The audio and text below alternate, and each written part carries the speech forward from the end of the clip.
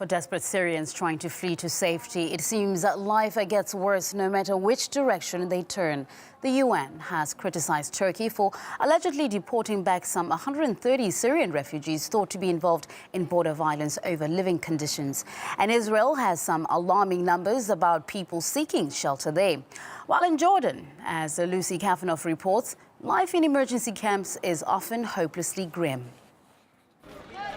They come here by the thousands, carrying meager belongings and painful memories. At the Zaatari refugee camp in Jordan's desert, a shortage of nearly everything has turned daily life into a battle for survival.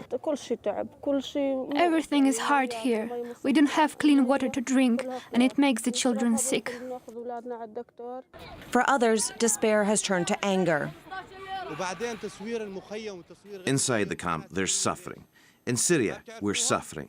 Why is the suffering still going on? Why? To hell with human rights, to hell with the world, to hell with the big countries. But those living in camps are only the most visible part of the problem, the tip of the iceberg in a disaster that is far more vast than meets the eye. Around 80% of Jordan's Syrian refugees live in cities and towns. Many of them are concentrated right here in Irbid, about 20 kilometers from the Syrian border. And while camp life certainly is hard, urban refugees have problems of their own. Abdullah brought his family to Jordan after their home was destroyed in the war.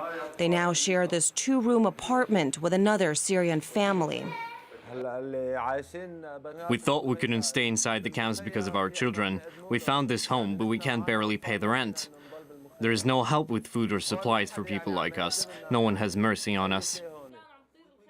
This mother of 6 also lives here. She tells us her daughter hasn't had milk in 3 days. They've run out of money, and they don't know where to turn to for help. Life is unfair here. It's full of humiliation. How can we live? Aid groups call them the invisible victims. The camp is the one which is the easiest to see.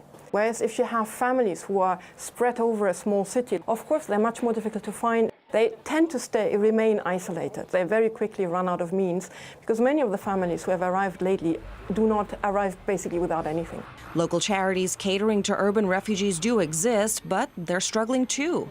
This clinic for Syrian refugees depends entirely on donations, but it hasn't been able to buy new medicines for days. The money simply isn't coming in.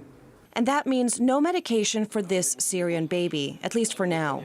Just like the countless refugees languishing in camps and struggling in cities, his parents will have to wait in hopes of help.